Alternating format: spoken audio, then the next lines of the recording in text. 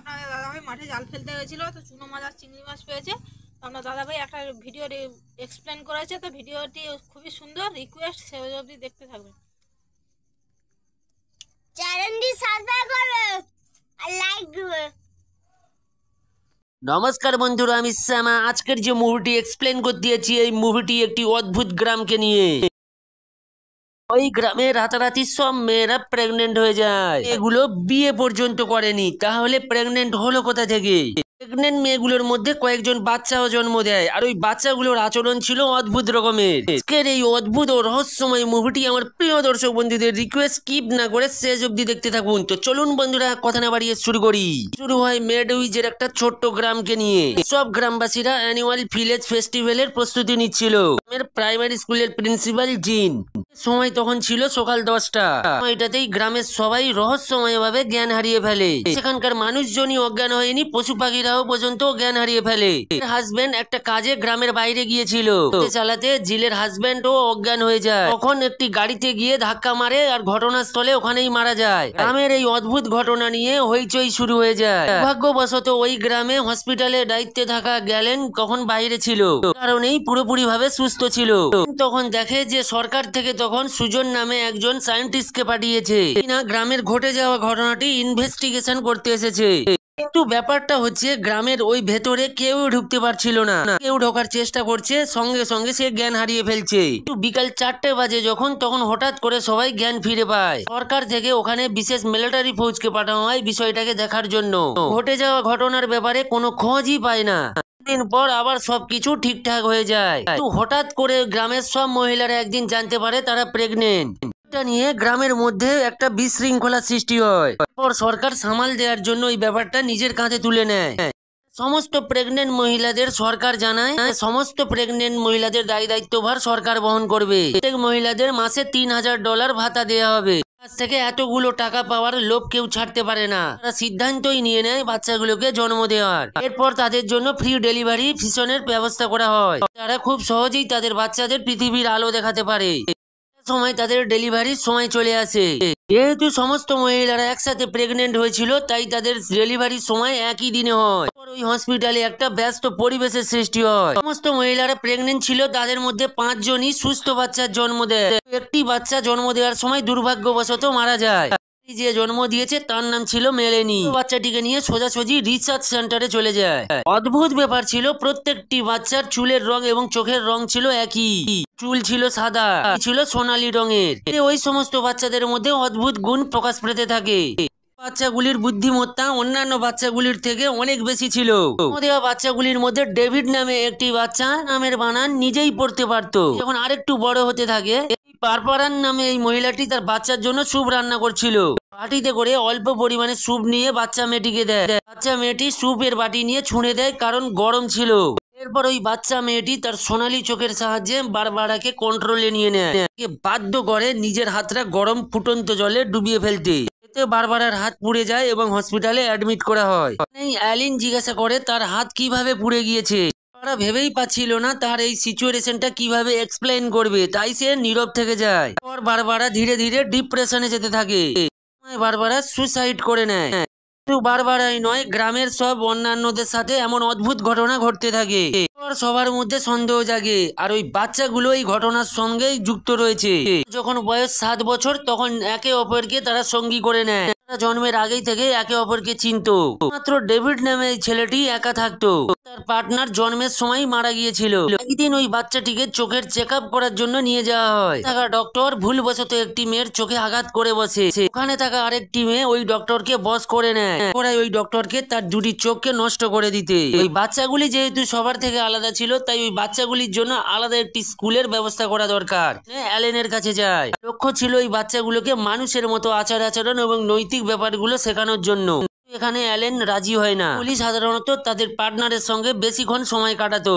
ডেভিডের partner জন্ম দেওয়ার সময় মারা গিয়েছিল, তাই সে বেশিক্ষণ সময় তার মায়ের সঙ্গে কথা বলে কাটাতো। এইভাবে ডেভিডের মা চিলের সাথে একটা সুন্দর সম্পর্ক গড়ে ওঠে। ডেভিড তার সেই মৃত পার্টনারের কবরস্থানকে দেখার জন্য ওখানে যায়। ওখানে দেখা যায় মেলেনি এখনো তার বাচ্চার শোক থেকে বেরিয়ে আসতে পারেনি। কে দেখে ওখান থেকে মেলেনি চলে যায়। সময় ডেভিড তার সুপার পাওয়ারের মাধ্যমে জানতে পারে মেলেনি সুসাইড করার কথা ভাবছে। তাহলে এই বাচ্চাগুলি মানুষের ব্রেনকে পড়ার পাশাপাশি তাদের ভাবনাকেও পড়তে পারতো। ডেভিড তার পার্টনারের কবর খুঁড়তে শুরু করে। অ্যালেন ওখানে চলে আসে স্ত্রী বারবারার কবর জিয়ারত করার জন্য। এরপরে অ্যালেন ডেভিডকে জিজ্ঞাসা করে, তুমি কি তোমার সেই মৃত বন্ধুকে খোঁজার জন্য এসেছো? ডেভিড চুপ করে থাকে। এরপরে অ্যালেন জানায় যে এখানে বাচ্চাটিকে কবর দেওয়া হয়নি। অ্যালেন যখন বারবারার কবরের দিকে তাকায় তখন তার দু চোখ দিয়ে জল বেরিয়ে আসে এবং কষ্টে বুকটা ফেটে যায়। ডেভিড অ্যালেনের হাতে হাত রেখে সান্ত্বনা জানায়। অ্যালেন অনেকটা অবাক হয়ে যায়, এখনো অবধি ওই বাচ্চাগুলোর মধ্যে এমন আচরণ সে লক্ষ্য করেনি। পর অ্যালেন ওই ক্লাস নেওয়ার জন্য রাজি হয়ে যায়। পর একদিন অ্যালেন বাচ্চাদের ক্লাস নেওয়া শুরু করে। পর অ্যালেনকে তার রুমে কেউ ডাকে, আর অ্যালেন চলে গেলে বাচ্চারা নিজে থেকেই বই বের করে পড়া শুরু করে। স্কুলের পিয়ন মাতাল অবস্থায় ক্লাসে ঢুকে পড়ে আর গ্রামের পরিস্থিতির জন্য ওই বাচ্চাগুলোকে দোষারোপ করতে থাকে। ভুলবশত তার হাতে থাকা ঝাড়ু দিয়ে একটা বাচ্চার মাথায় আঘাত করে। ডেভিড বাদে সমস্ত বাচ্চারা উঠে পড়ে। সব বাচ্চারা ওই পিয়নটাকে বসে আনা শুরু করে। ওই পিয়নকে ছাদের উপরে উঠতে বাধ্য করে। সব বাচ্চাদের চোখ লাল হয়ে যায় আর পিয়নটি ছাদের উপর থেকে ঝাঁপ দিয়ে সুসাইড করে। শব্দ শুনে অ্যালেন এবং জিল বাইরে দৌড়ে আসে। বাচ্চাগুলো স্কুল থেকে বের হয়ে যায়। অ্যালেন বিশ্বাস করতে শুরু করে এই বাচ্চাগুলো আসলে কোনো মানুষই নয়। পরের দিন সে সুজারের সাথে দেখা করে। অ্যালেন জানায় যে গ্রামে যতগুলো সুইসাইড হচ্ছে এর পিছনে এই বাচ্চাগুলোর কোনো না কোনো কারণ রয়েছে। সুজন অ্যালেনকে জানায় যে এই বাচ্চাগুলো জন্ম হওয়ার পর থেকে গ্রামে মোট 30 জন মারা গেছে। ঘটনা গ্রামে আগে কখনো হয়নি।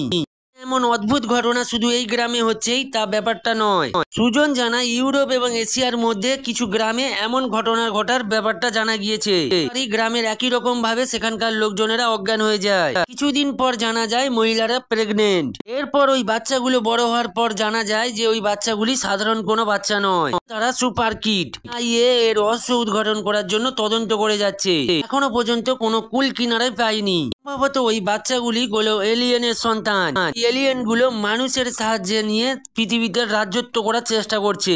এমন মন্তব্য অ্যালেন পুরোপুরি বিশ্বাস করতে পারছিল না। দুজন অ্যালেনকে নিয়ে আসে তার রিসার্চ ল্যাবে। এরপর সেই মৃত বাচ্চাটির ডেড বডি অ্যালেনকে দেখা। ওই ডেড বডিটি ছিল পুরোপুরি এলিয়েনের মতন দেখতে। এরপর ল্যাব থেকে বেরিয়ে এসে সুজন অ্যালেনকে জানায় ওই বাচ্চাগুলি মানুষের মাইন্ডকে পড়তে পারে। সুজন অ্যালেনকে জানায় বাচ্চাগুলির থেকে আমাদেরকে সাবধানে থাকতে হবে। অ্যালেন সুজনের উপর প্রচন্ড রেগে যায়, কেননা এতদিন ধরে সে এমন সত্য কথাটা অ্যালেনের কাছে গোপন রেখেছিল। সুজন অ্যালেনকে বোঝানোর চেষ্টা করে সত্য কথাটা সে আদৌ গোপন রাখার চেষ্টা করেনি। ব্যাপারটা নিয়ে সুজন এখনো পর্যন্ত শিওর নয় যে ওই মৃত ডেড বডিটি এলিয়েনের বাচ্চা। সঠিক প্রমাণ হাতেও নেই। এটা যদি সবাই জেনে যায় তাহলে বড় একটা ঝামেলা হতে পারে। পর এই প্রজেক্টের জন্য অ্যালেনের সাহায্য চায়। পরে দুজনে মিলে ওই বাচ্চাদের হাত থেকে গ্রামবাসীদের বাঁচাতে পারে। কোনো রেসপন্স না দিয়ে ওখান থেকে গাড়ি নিয়ে পালিয়ে যায়। একটি বাচ্চা মেয়ে অ্যালেনকে হুমকি দেখায় যে আমার থেকে আমার গ্রুপদের আলাদা করার চেষ্টা করবে না, তাহলে এর ফল কিন্তু খুব খারাপ হবে।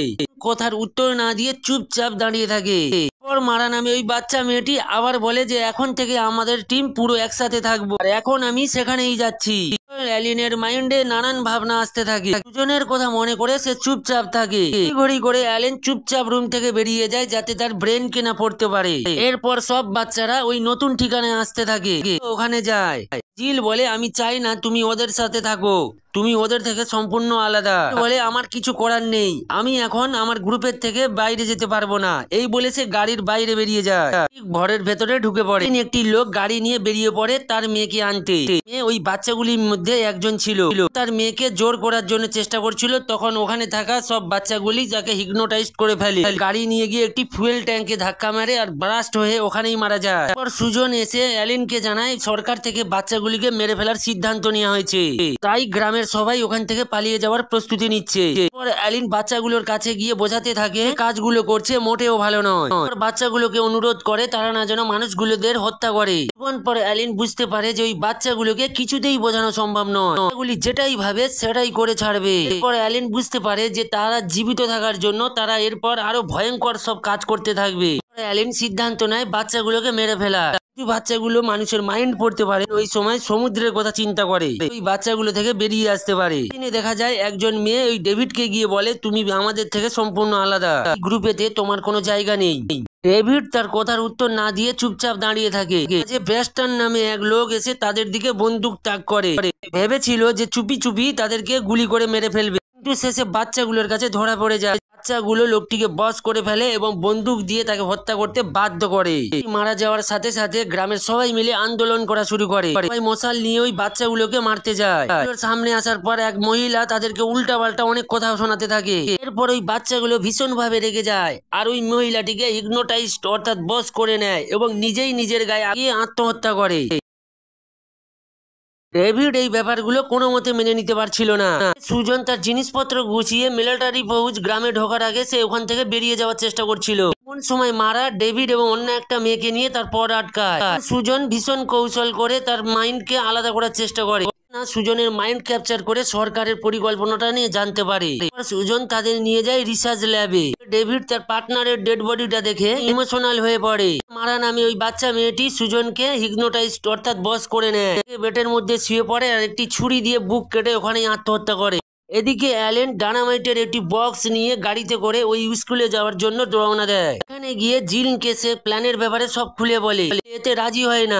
জিলকে ওখানে আটকে রেখে এর উদ্দেশ্যে রওনা দেয়। জিল অ্যালেনকে রিকোয়েস্ট করতে থাকে সে যেন ডেভিডের কোনো ক্ষতি না করে, কেননা ডেভিড সম্পূর্ণ আলাদা। অনুযায়ী মিলিটারিরা পৌঁছে যায় গ্রামে।